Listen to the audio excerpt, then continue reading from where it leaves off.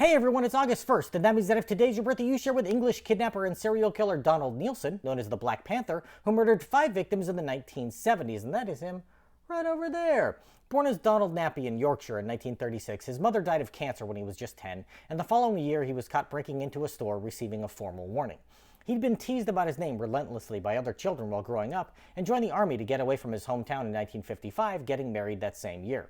His wife convinced him to leave the military in 1958, which he did, having served in Africa, Southern Europe, and the Middle East over the last few years, and they had a daughter in 1960.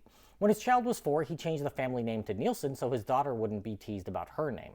But the young father had trouble making ends meet and turned to crime in 1965, becoming a career burglar.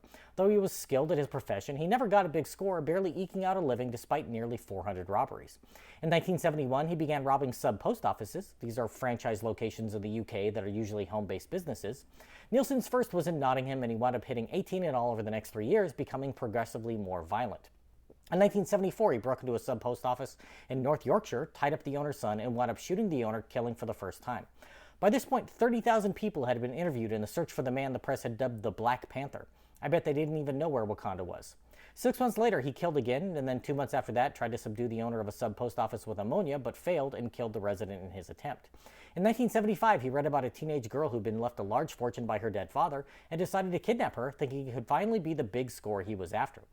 He abducted her at gunpoint, leaving a ransom note behind on a box of chocolates, then took her to a drainage shaft, put a rope around her neck, and left her set up so that if she were to try to escape, she would end up hanging. Her mother called the police, but a freelance reporter overheard the call, and a local radio station reported on the kidnapping, causing the authorities to fear the victim would be killed.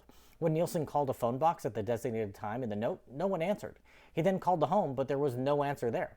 Becoming frustrated, he robbed a bank and shot a security guard, who died from his wounds a year later, and left his car at the scene, which was ignored by the police for 8 days.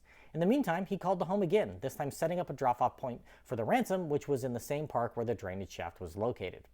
His victim's brother and the police got lost, however, and showed up an hour late. Neilson decided it was a sting and went to where the victim was held and pushed her off the ledge, hanging her with her body found when detectives ran a full search of the park.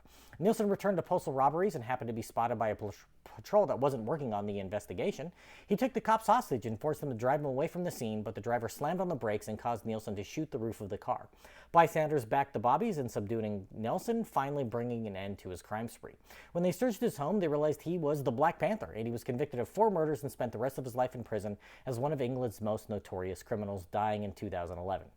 If this is your birthday, I hope you have a gret day. Leave me a comment so I can wish you a happy birthday. If you know someone whose birthday it is today, send them this video so I can find out all about their birthday twin. And to Donald Neilson, I say, happy birthday.